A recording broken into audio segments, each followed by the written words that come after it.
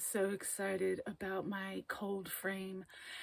Typically a cold frame it's like a mini greenhouse where you can do seed starts or grow things in the winter that are protected from frost. But I decided to do this a little differently because usually the frame is built with wood. And because I have so much clay and the ground is clay here, I decided I would dig it out of the ground. Instead of building the walls, I would just dig down so it automatically has the walls. And then I built up the wall in the back so I could angle the glass window that I had to use. And that wall in the back is going to absorb heat from the sun all day. And then when the sun goes down, it will radiate heat back out into the little greenhouse.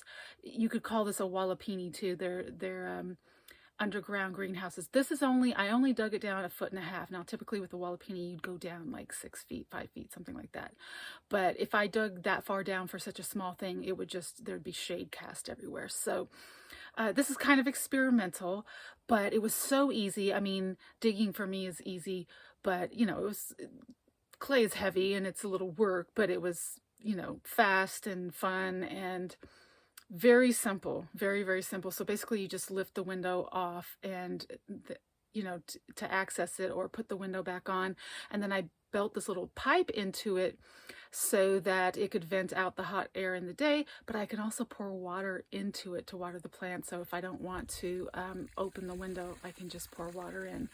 And so I'm doing a fun little experiment. Now, I don't really expect to grow like a ton of food in this thing, but whenever something seems exciting and fun to do, I just do it.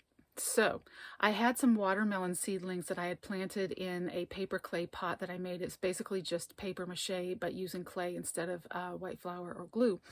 I made a very thin little pot and I put some watermelon seeds in it, and I just wanted to see if it would work.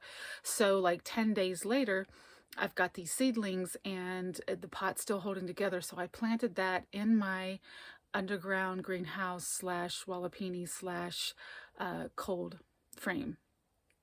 And so now we'll see if I can actually get watermelons to grow in the winter. Now I have a couple other little tricks up my sleeve to keep it warm in there for the winter.